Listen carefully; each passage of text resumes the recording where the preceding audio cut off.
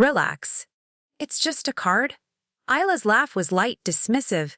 She stirred her iced matcha with a glass straw like we were chatting about the weather, but my hand wouldn't stop trembling. The receipt lay on the kitchen island between us, cold, crisp, still curling at the edge like it hadn't yet finished revealing its horror. The 53-1-1842, Gucci, Napa Valley Retreat, first-class flight, stylist consult, all from my card, not our card, not some family account. My name, my number, my trust. You used it for this? I barely recognized my own voice. Thin, hollow, she shrugged, her ponytail bouncing. I was gonna ask, but you were napping, and Blake said it was fine napping, like I was some doddering old decoration. A soft, sleeping ghost in the guest room. I thought the travel charge looked weird, I said quietly. But then the stylist appointment confirmation came in, and the champagne delivery. Ayla giggled. Giggled? Yeah, that was from the hotel. They have this welcome package. So cute, right? I looked at her across the counter. She wore a coral tracksuit that probably cost more than my car did in '99. Matching scrunchie. Matching audacity. I didn't raise my voice. Not then. Instead, I reached for the folder beneath the fruit bowl. My fingers brushed the lemon. It was soft, overripe, forgotten. Just like me, I sat down, slowly. The chair creaked under me like an old friend trying to whisper a warning. Ayla didn't notice. She had already picked up her phone, her thumb flying across the screen. Influencer things. I unfolded the receipt again, though I could recite the charges now. There was something cruel in the way the ink sat on paper. Permanent. Unbothered. I glanced at the fridge. My photo was still there, Harold and me 1986. The Grand Canyon, my hair a mess, his hand on my shoulder. We were grinning like fools. We built a life on budgeting, on planning, on dignity. He would have lost his mind. And yet, I didn't scream, I didn't cry. I didn't throw the iced matcha across the kitchen. Instead, I breathed, long controlled. Ayla looked up, finally sensing the shift. You're not mad, are you? I tilted my head. What did Blake say exactly? That you'd be cool with it. That it was technically the business card anyway. Business card. The account she referenced wasn't business. It was protected. A trust I had set up years ago for charitable giving, and, if need be, emergency retirement. If she triggered that card, I stood, the chair scraped the tile. I have to check something, I said. She waved me off. Okay? Cool? Dinner's at 6. I walked past the living room, past the dining table she had redecorated to fit her aesthetic, past the sideboard where Harold's military flag sat folded in a wooden box, into the guest room, my room. I closed the door. The bed was made, but I hadn't slept well in weeks. There was always some late-night clatter, some whisper behind closed doors, some passive-aggressive joke about me, resting too much. My knees cracked as I knelt beside the dresser. I pulled the small lockbox from underneath, cold metal, smooth handle, one key. I wore it around my neck, always had. The click of the lock felt louder than it should have. Inside a manila envelope, thick, labeled in Harold's block handwriting contingency folder. He made me promise not to touch it unless I smelled smoke. Well, I did now. And the fire wasn't mine, it was hers. The scent of vanilla candles always took me back to that tiny kitchen on 3rd Street. The walls were lemon yellow, chipped at the edges, but bright in the morning sun. That kitchen was where I raised my boys, where I boiled potatoes while bouncing a teething toddler on my hip, where I learned to stretch $5 into a week's worth of meals, and where I smiled even when I was invisible. I had given up nursing school when Marcus was born. I told myself I could go back later, but later came with more diapers, more night fevers, more sacrifices. I wasn't bitter then. I truly believed love was measured by what you gave up. That belief stayed with me, even when Henry forgot my birthday 2 years in a row, even when Rachel rolled her eyes as I packed their Thanksgiving leftovers, even when I gave up my own savings to help them buy their house. I told myself, this is what mothers do. But memory has a cruel echo. When I sit alone with my tea now, I sometimes hear the silence from those dinners louder than any conversation. The unspoken things. The absent thank yous. There was a night, Christmas Eve, maybe 5 years ago, when I stayed up frosting cookies with Emily. She was 9 then. The snow outside had a pink glow from the porch light. I remember her fingers brushing mine as she reached for a red sprinkle, her voice whispering, "Grandma, these are the best cookies in the whole world." That night, Rachel came in late, looked at the cookies, then at us. She didn't say a word, just walked past us and shut the bedroom door. I told Emily she was probably tired. But inside, something splintered. That was the first time I felt it, the shift. I had become a presence, not a person. Useful, like the dishwasher. Expected, like folded laundry. There was also the time I gave them the deposit for their mortgage. For 27,000. That check had my name in blue ink, shaking hands. They didn't even look up when I handed it over. No hug. No, you didn't have to. Just, cool, this will help us close faster. I smiled, said I was happy to help. And I meant it. But on the drive home, I cried in the car silently, so no one would know. My son used to call me 3 times a week, then it became once. Then texts. Then Rachel texting on his behalf. Henry's busy. Can you pick Emily up? Don't cook too much. We're doing keto now. I cooked anyway. I always cooked too much. The fridge would hum at night, full of untouched casseroles. I'd sit with one spoon, eating quietly, pretending they might show up the next day and be hungry. But they rarely did. Even birthdays became quick events. No cake for me. No candle. Just paper plates, noise, and Rachel saying, she's fine with something simple. I stopped expecting cards. Or hugs. The thing about getting older is that the world doesn't announce when you've become unnecessary. It just happens. One missed call at a time. One small exclusion. Then suddenly, you're watching your family laugh from another room, and you're not part of the joke. I used to tuck Emily into bed when they were too tired.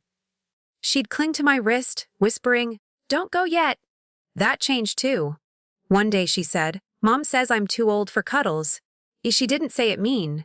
But she didn't look at me either. I sat on the porch that night alone, with a cup of Earl Grey. The steam rose into the cold air, but I couldn't feel the warmth. I just stared at the driveway. At nothing. All those years, all those choices. And yet here I was, outside my own life, like a guest. I don't regret raising my family, I don't. But some nights, the silence feels like punishment for loving too hard. I look at my hands sometimes. The wrinkles, the tiny scars from years of slicing apples, mending dresses, wiping tears. These hands were once seen. Now they only get used. That's when it began to change, not out loud. Not with fury. But something inside me started whispering enough. Not anger, not revenge, just a shift, a quiet reclaiming. I wasn't just a mother. I wasn't just grandma. I was Evelyn, and Evelyn wasn't done. The insult didn't arrive with fireworks. It arrived with the clink of a spoon against a ceramic bowl. I was standing near the pantry, arms full of groceries, eggs shifting in the carton, celery poking out of the top when I heard Ayla's voice. She just sits there half the day, like a tax deduction with a heartbeat, then laughter. 2 voices? Hers and Blake's. My son. A slow heat rose under my collarbone. Not anger. Not yet. Just erosion. I didn't move. My arms ached, not just from the bags, but from the weight of being overheard. The apples shifted. One rolled to the edge. I caught it. Fingers trembling slightly. The voices faded into a hum as I stepped back into the hallway, my socks brushing the cold tile. That night, the photo disappeared. It was the one of Harold and me hiking in Yellowstone, framed in a walnut rectangle. He had his arm around my shoulders, and I was laughing, wind whipping my hair. I had a mustard-colored windbreaker I wore every year. Gone, without a word. In its place, a canvas print of green palm leaves. More modern, Ayla said the next morning. Minimal, clean aesthetic, clean. The photo wasn't dirty, just not her style. Emily noticed, her tiny brow furrowed. Where did Grandpa go? I paused, then smiled. He's everywhere, sweetheart. Even when you can't see him. She stared a moment longer, then nodded. But the silence between us thickened like bread dough that wouldn't rise. That day I baked blueberry scones. The kind Harold liked. The oven preheated slow. The butter softened in my hand. I measured out the flour by instinct. The house smelled sweet, like mornings used to. No one touched them. Ayla had her green smoothie. Blake skipped breakfast. Emily said she wasn't hungry. I wrapped them, labeled them, put them in the freezer, just in case someone wanted one tomorrow. That night I sat alone in the living room. The lights were dim. Ayla was in the next room laughing into her phone. Blake's voice rumbled from the garage. Emily was doing homework upstairs. The house felt full, but I had never felt emptier. Later, I passed the laundry room on the way to get my cardigan. Ayla's voice again. She hoards food like she's prepping for war. Laughter. Then Blake. She means well. She's just old. I leaned against the wall. It was cool, steady. That word used to mean something noble, respected, a whole life lived. Now it meant background noise. Old was something you covered with neutral paint. That night, I sat on the edge of the bed and stared at the floral wallpaper. Beige? The kind you pick when you're afraid of color. I ran my hand over the blanket. It was soft, but thin, like everything in this house, designed to look good, not feel warm. There was a knock. Emily slipped inside without waiting. Her small arms wrapped around my waist. Her head rested just under my chin. "I miss when it was quieter," she said. I didn't ask what she meant. I kissed the top of her head. "Me too, baby." She smelled like shampoo and graham crackers. She didn't stay long. "Homework," she said.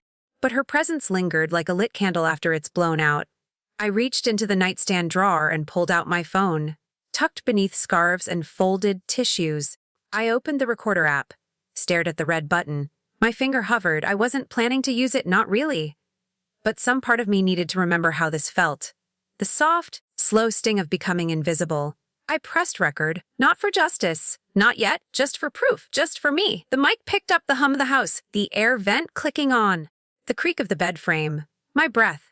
That would be the first entry. No grand statement, no revenge speech. Just silence, but not the kind that disappears, the kind that begins. It started with a signature. "Just a formality, Mom," Blake said, sliding the papers across the table. "It makes things smoother if you ever need us to step in and help with bills. Ayla found a great service that consolidates stuff for elders. Totally secure." I blinked at the line of text near the top, limited durable financial power of attorney. The words sat there formal and cold, like a stranger wearing a polite smile. "You don't have to worry about anything," Ayla added, cheerful. "It's just so we can help keep things flowing. You know, just in case." Just in case. I held the pen. It was heavy. My fingers curled around it, but my hand didn't move. The kitchen light above us buzzed faintly. Fluorescent? Too bright?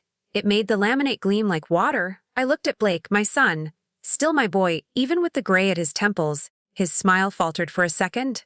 "You don't trust me?" he asked softly. My chest tightened. That wasn't fair. That line, that voice, that tone. I signed small, slow letters. Frances Maynard. That night, I couldn't sleep. The house was quiet, but not in a peaceful way. It was a hush full of weight. Like a held breath, I got up twice, checked the stove, then the door, then the stove again. By morning, I'd convinced myself I was being paranoid. "They're your family," I told myself. "Blake isn't a stranger. Ayla may be sharp around the edges, but surely she wouldn't." 2 days later, I went to the bank. The teller smiled, recognized me. "Still keeping the lavender-scented checks?" "Frances." I smiled back. "Old habits." She printed my statement at my request. The paper was warm from the machine. I stood at the counter, squinting at the numbers. Something didn't line up. $48,000 had been moved, not gradually, not in bills or house payments. 3 withdrawals, each labeled authorized transfer online bill pay. I never used online bill pay. My stomach turned. The branch manager came over, asked if I was all right. I smiled too quickly.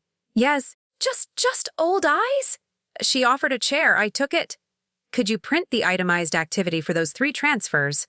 I asked. She returned with 3 more pages. The accounts listed didn't belong to me. Not the routing numbers, not the names. But one email caught my eye. Ayla Endicott Gmail. Calm. I stared at it. The ink looked darker than the rest. The page shook in my hands. I folded it carefully, slipped it into my purse. Thanked them. Outside, I sat in my car for 15 minutes.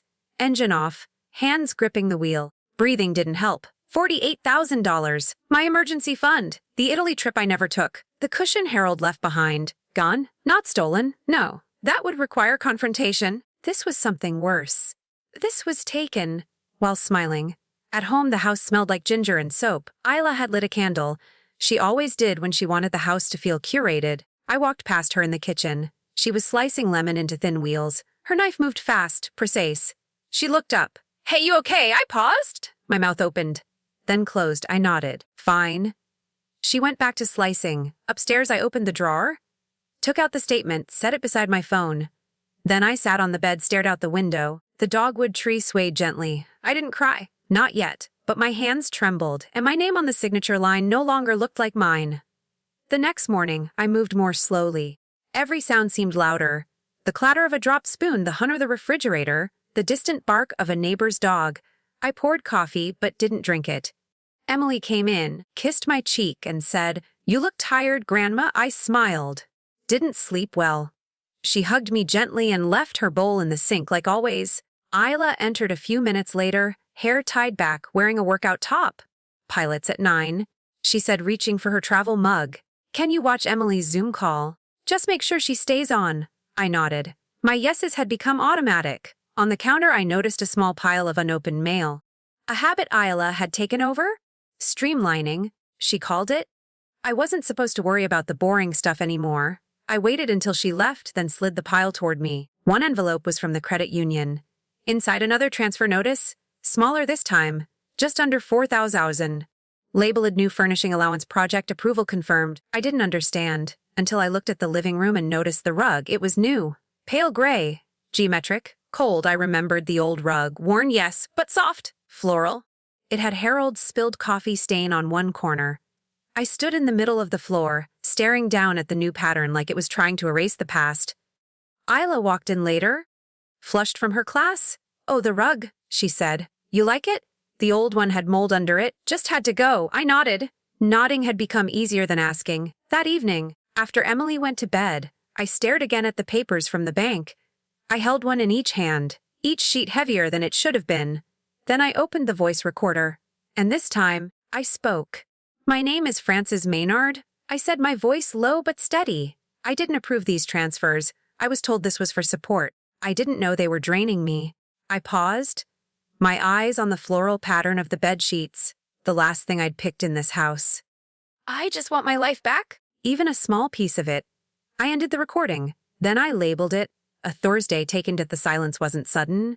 It crept in, soft as dust, settling into corners I used to inhabit. Each morning I came downstairs later and later. No one noticed. No one asked why. The house was already moving without me. Cups rinsed. The kettle cooled. Ayla on her third phone call of the day.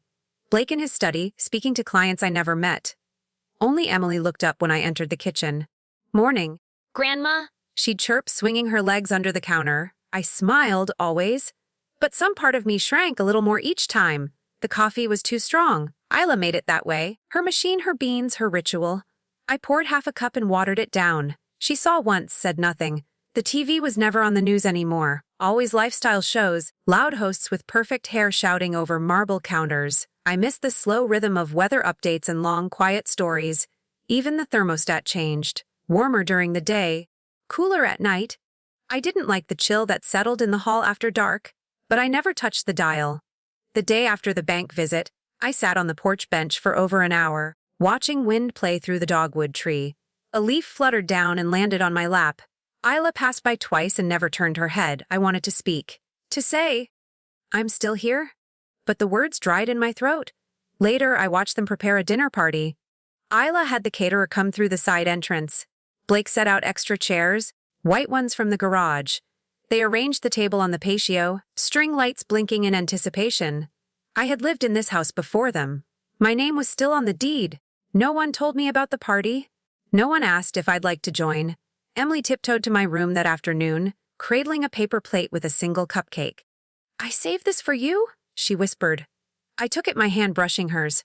"I can sit with you while they eat," she added. My throat tightened. I nodded. We ate in the laundry room, sitting on the old ottoman I'd refused to throw out. The cupcake had lemon frosting. Too sweet, but I finished every bite. Emily leaned against my arm. "Sometimes I pretend we're in our own little house," she said. I didn't speak, just rested my chin on her hair. It smelled like bubblegum shampoo. That night I recorded again. "They planned a party," I said, and I watched from the window like a ghost. Even the dog barked more than I did today. Click. Stop. 3 days passed before Blake remembered to tell me they were switching internet providers. "Just heads up," he said. "You might lose signal for an hour tomorrow." I hadn't touched the router in months. When the technician came, he asked if I was the homeowner. "Yes," I answered. He looked surprised. "I just need someone to authorize the changes." Before I could answer, Ayla appeared behind me. "That's me," she said. "I handle all that now." The technician smiled, nodded, looked past me. I stepped aside. The next morning, I reached for the sugar jar and found it empty. Later that day, I discovered it had been moved, not emptied, just shifted to another cabinet. When I asked Ayla about it, she shrugged. "It made more sense up top," she said. "Closer to the teas." I nodded. But the spoon I liked, the small one with the blue enamel handle, was gone too. One afternoon, I heard Blake tell someone on the phone, "Yeah, my mother-in-law lives with us. She's harmless, keeps to herself," the word echoed, like I was a squirrel on a fence. Not worth watching, but not to be trusted either.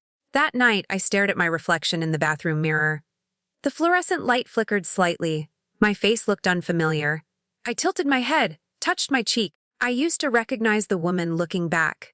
Now she looked like someone you'd politely smile at in a grocery store aisle. Emily knocked. She entered barefoot. "Grandma," she whispered, "will you still be here when I'm older?" The question wrapped around my ribs. I didn't know how to answer. So I lied. "Of course, darling." She nodded, but her eyes lingered, searching. After she left, I opened the bottom drawer of my nightstand.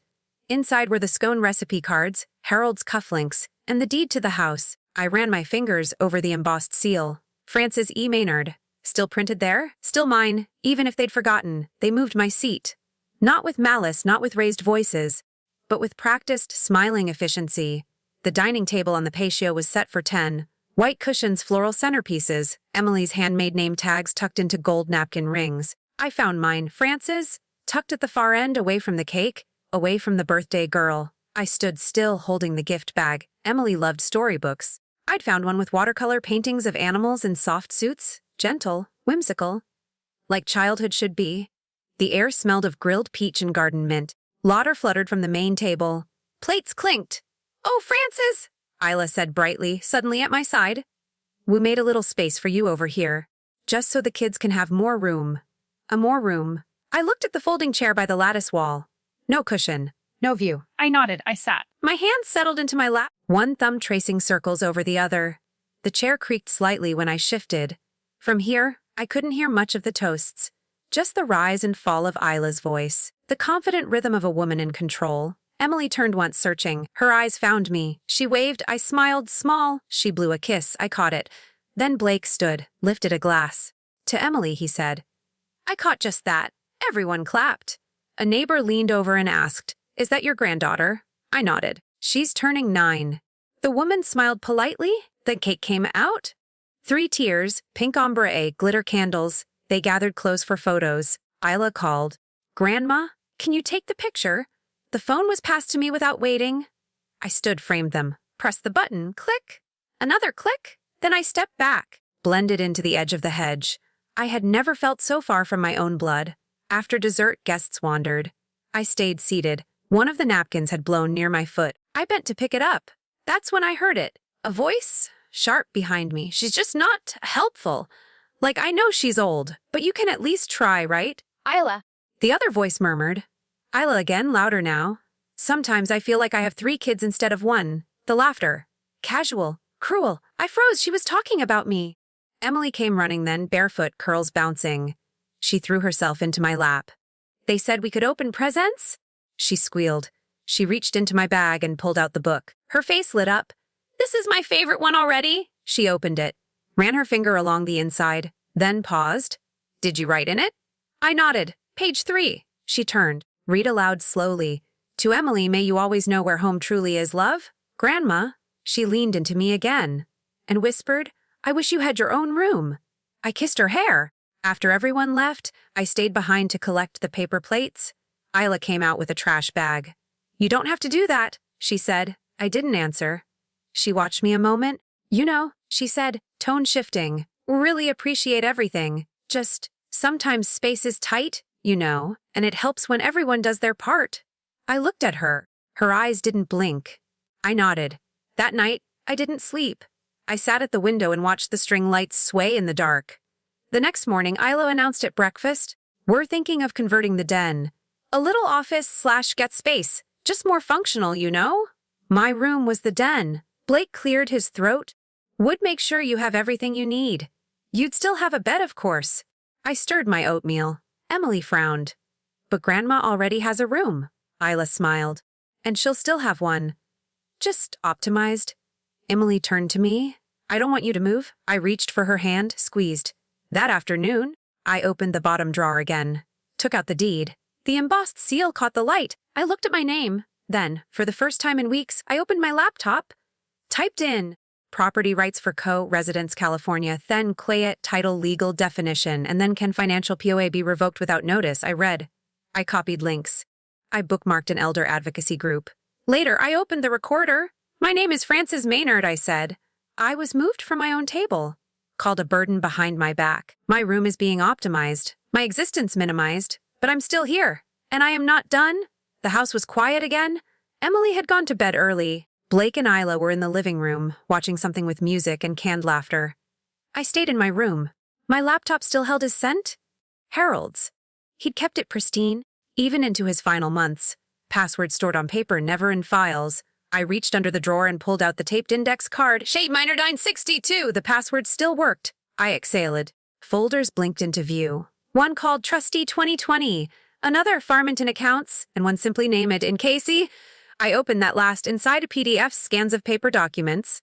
A Word file titled, Powered of Attorney to V1. Version 1, I clicked it open. There it was, Harold's old PO draft, my name listed as primary, dated March 12, 2020. The version Ayla had shown the bank was dated July 2021. Her name was the only one listed. I read through every line. Harold's tone was formal but steady. He trusted me. His final paragraph said, "This arrangement shall not be modified without full consent of the grantor, witnessed and notarized in my presence." That clause was missing from the July version. I leaned back. The silence pressed. I opened my email. The last few years of Harold's life, he had copied me on every financial update, old habit from when we ran the nursery. I typed his accountant's address into search. R. Foley, Farsworth Group. There it was. Thread after thread. One caught my eye. Subject re-updated trustee contacts dated August 3, 2021. Harold, thanks for the update. Just to confirms. Switching from Frances to Ayla as primary on POA, correct.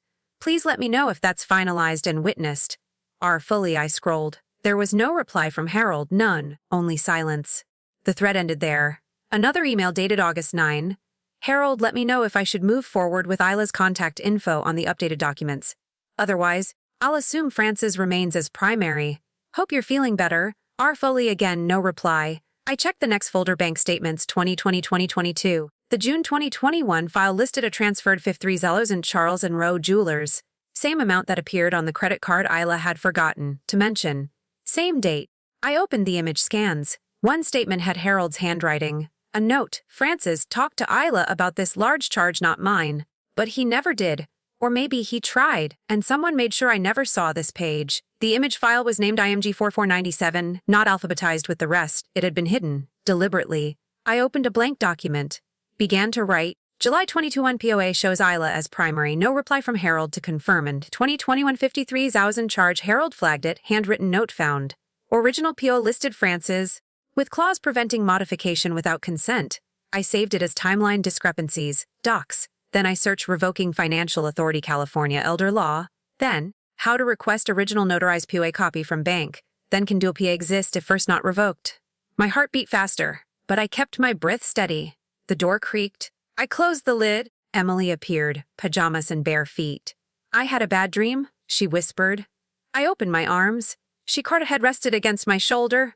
I dreamed you were gone, she said. And nobody looked for you. I swallowed. I'm not going anywhere, I lied. She clung tighter. Minutes passed. I stared at the ceiling. The plaster crack I knew by heart. Harold once said it looked like the Mississippi River. Now it just looked like a break. The next morning, I went to the public library. They still had quiet corners. I used a guest computer, opened a new email, wrote to the accountant. Mr. Foley, this is Frances Maynard, widow of Harold Maynard. I believe you worked with him until 2021. Would you be willing to confirm whether a change in POA from me to Ayla was ever fully executed with Harold's explicit consent? I believe the process may have been altered without proper closure. Respectfully, Frances Maynard. I hit send. 2 days passed. Then RE confirmation request, Mrs. Maynard. Thank you for reaching out. I remember both you and Harold well.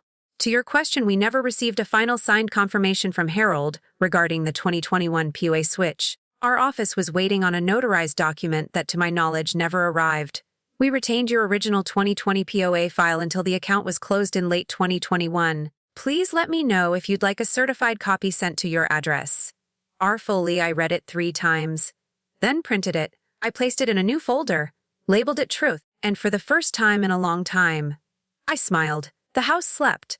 The air inside the room was still, except for the hum of the old ceiling fan.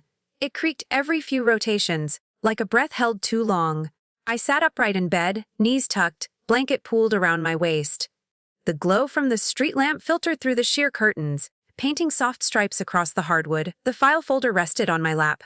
Truth. I opened it again. The accountant's email, the old POA, Harold's handwriting, that circled charge, the gap between what they thought I didn't know and what I had just begun to uncover. But it wasn't anger I felt. Not exactly. It was something colder, sharper, like the edge of a page that slices without warning. I closed the folder, reached to the nightstand, pulled open the bottom drawer. There, beneath the old socks I never wore anymore, was Harold's leather-bound notebook. His tree ledger, he used to call it, where he tracked the nursery stock. But near the end, he started writing other things in it. Memories, ideas, little reminders to himself about me.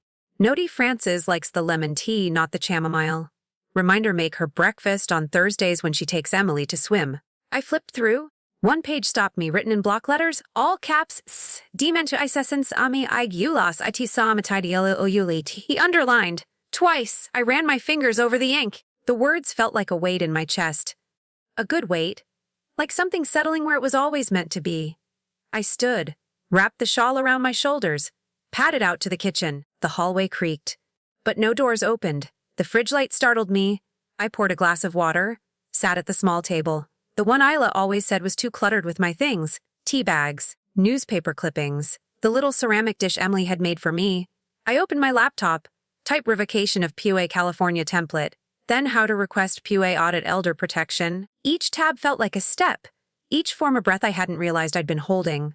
Somewhere between legalese and IRS forms, I started drafting my own list. 1. Request certified copy of original POA. 2. Print discrepancy timeline. 3. Contact elder legal advocates local. 4. Freeze joint accounts if suspicious activity confirmed. 5. Secure deed. I paused. Typed one more line. 6. Do not warn them. The cursor blinked. Steady, certain. The house groaned in the wind. I closed the laptop. It was nearly 4 a.m. back in bed. I didn't lie down. Just sat propped against the pillows. Sleep didn't come. But peace, a sliver of it, did. I must have dozed off just as dawn arrived, because the next thing I felt was a small hand on my wrist. "Grandma?" Emily whispered. "Are you sick?" I blinked. She stood beside the bed frowning. "No, sweetheart, I just didn't sleep much." She climbed up, curled into the blanket, looked at me serious. "Were you thinking about them again?" I didn't answer right away. Then I nodded. She looked away, picked at a loose thread in the comforter. "I heard Mommy say you don't help enough. But I think you do. You help me. You helped Grandpa." The sting behind my eyes came quick. I held her close. She whispered, "Are you making a plan?" I smiled. "Only slightly." "I'm thinking," I said, and I was. The plan had to be quiet, not sneaky, not deceptive, but silent. There was a difference. I didn't need them to know I was waking up.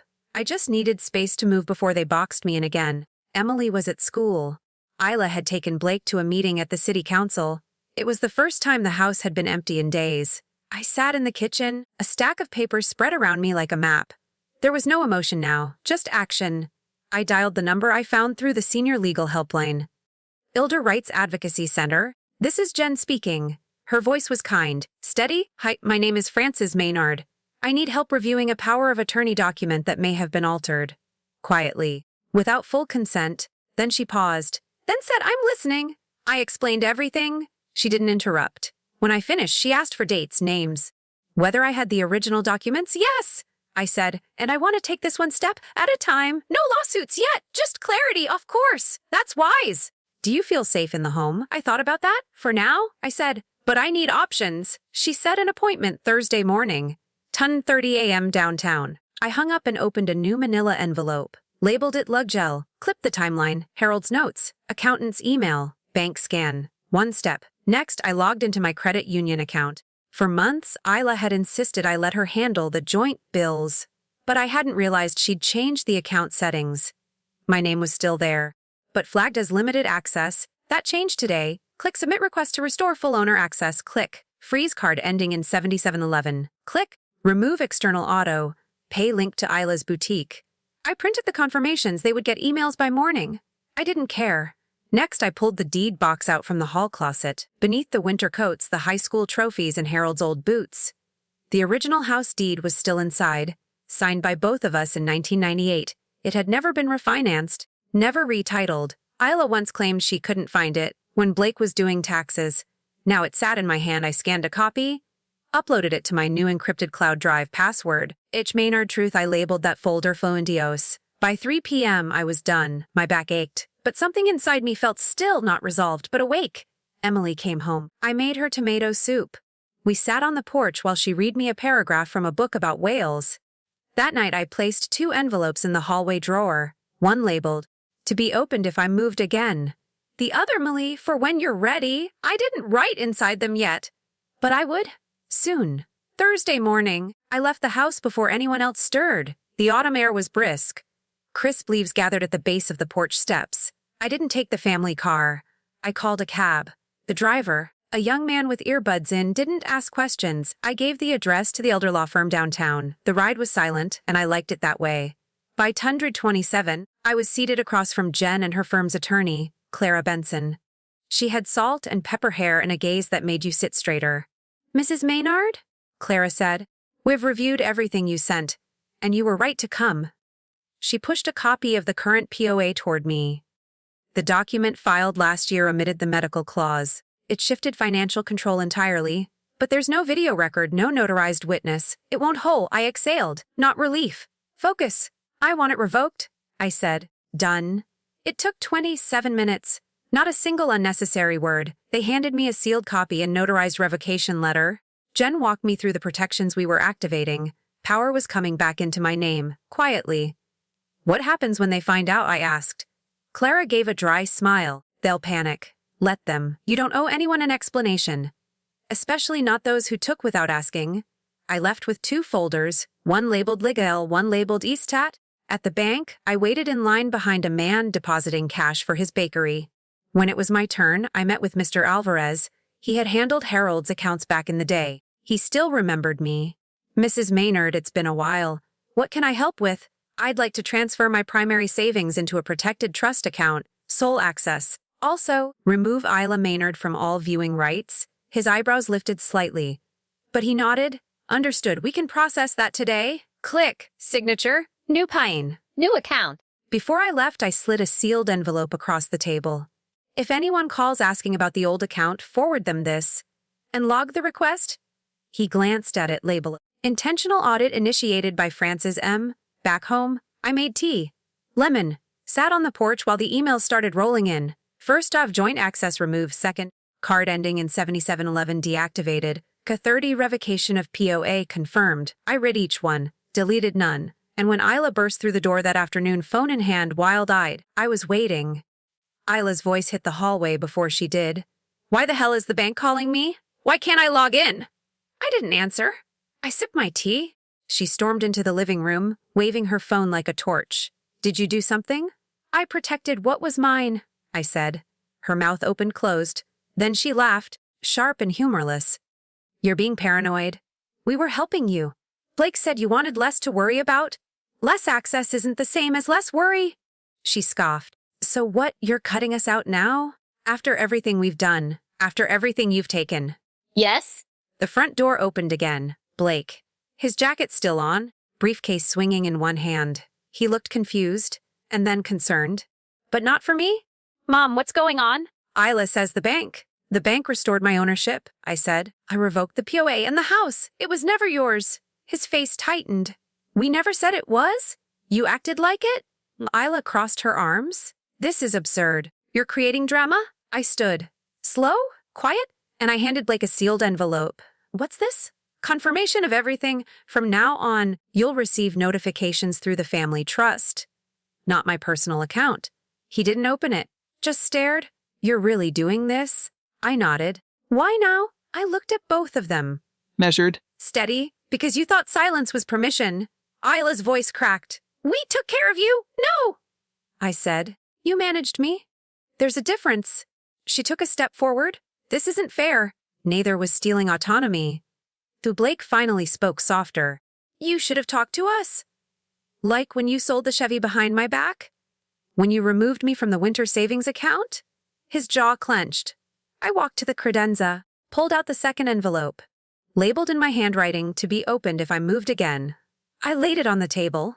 "That stays here, untouched, unless someone tries something again." Ayla scoffed. "What is this? A threat?" "No," I said calmly. "It's insurance." The room hung silent. Emily appeared on the stairs, small and unsure. "Is everything okay?" "Go upstairs, honey," Blake said. "No," I replied. "She can stay." I turned to them both.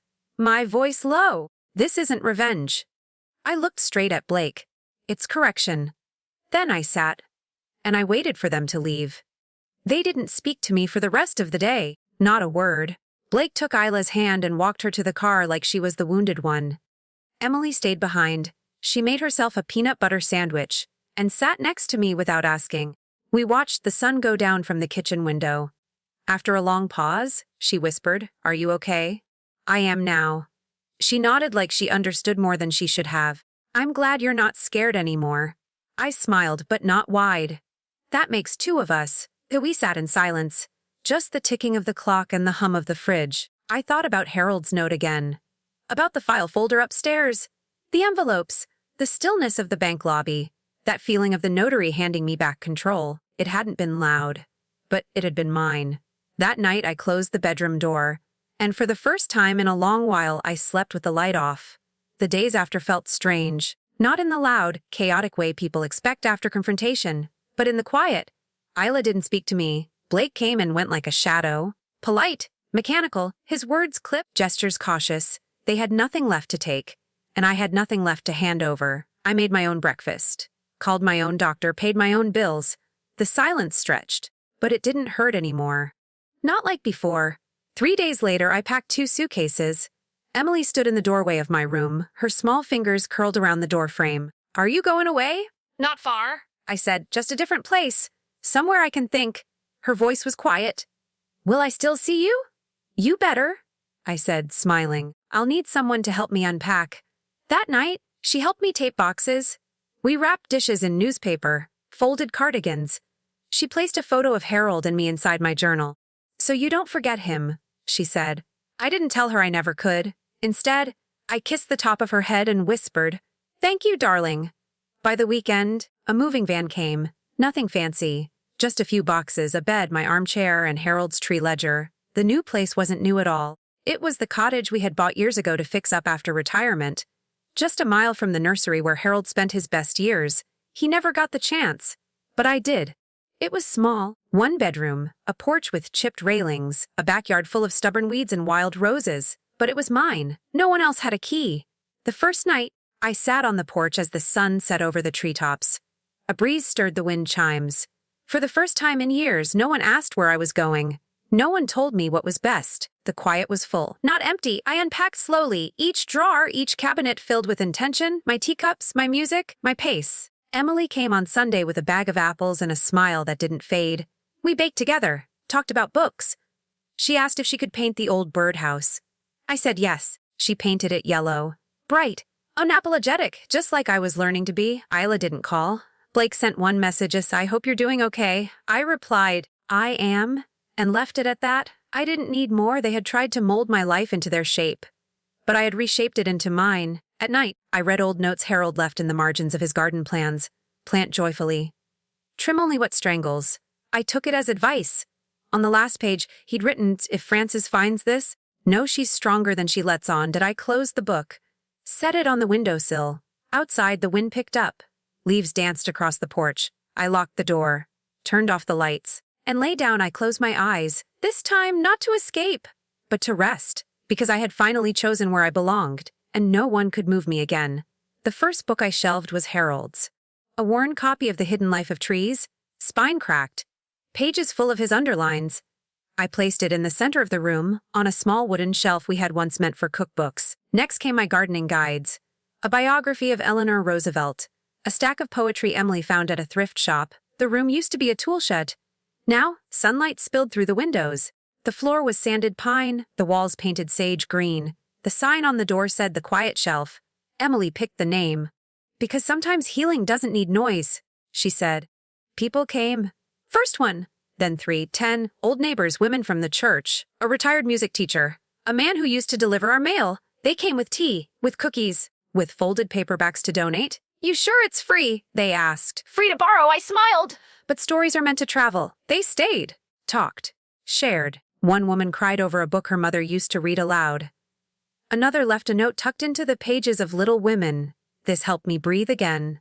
Emily organized the catalog. She added stickers: yellow for fiction, green for memoirs, blue for poetry. Every Wednesday she came after school, helped alphabetize, dusted shelves, told me about the girl in her math class who never laughed. We made cinnamon tea, lit a lavender candle. The air always smelled like something old but kind. One afternoon, she found an envelope in Harold's ledger. It was addressed to me but never opened. Inside, a note in his unmistakable print, Frances, "If you ever find yourself standing alone, plant something. And wait, it will grow." I framed it, hung it above the checkout desk. That night, I sat at the small desk in the corner, opened my laptop, and wrote to Dear Elders in Power. My name is Frances Maynard. I am 73 years old. For a long time, I let my silence be mistaken for surrender. But last fall, I took back my name, my voice, and my space. I've started a community shelf in my garden shed. We call it the Quiet Shelf. It's small, but it's growing. I'd like to share my story and maybe hear others, because I believe we don't age out of mattering, and we certainly don't retire from truth. Warmly, Frances, I clicked send. Then I stepped outside. The porch light flickered. A moth danced around it. In the garden, the birdhouse Emily painted stood bright yellow among the branches. I breathed in. There was rosemary in the wind. And something else? Possibility. I was no longer the woman waiting for someone to ask if she was okay. I had asked myself. An answer. The door creaked shut behind me, and I smiled, because I had not lost everything. I had finally started building something of my own. Maybe you've been there too. In a room where your voice no longer mattered. In a house you built, but no longer belonged. Where silence became your armor and kindness was mistaken for weakness. Frances didn't set out for revenge. She set out to reclaim something quiet and powerful, her dignity. And perhaps her legacy. If you've ever been dismissed, ignored, or told you're too old to start again, I hope this story reminded you you are never too old to protect your name. You are never too late to begin again, and you are never alone. Share your story in the comments, because someone else might be waiting for your voice to give them permission. Your story matters. Thank you for listening.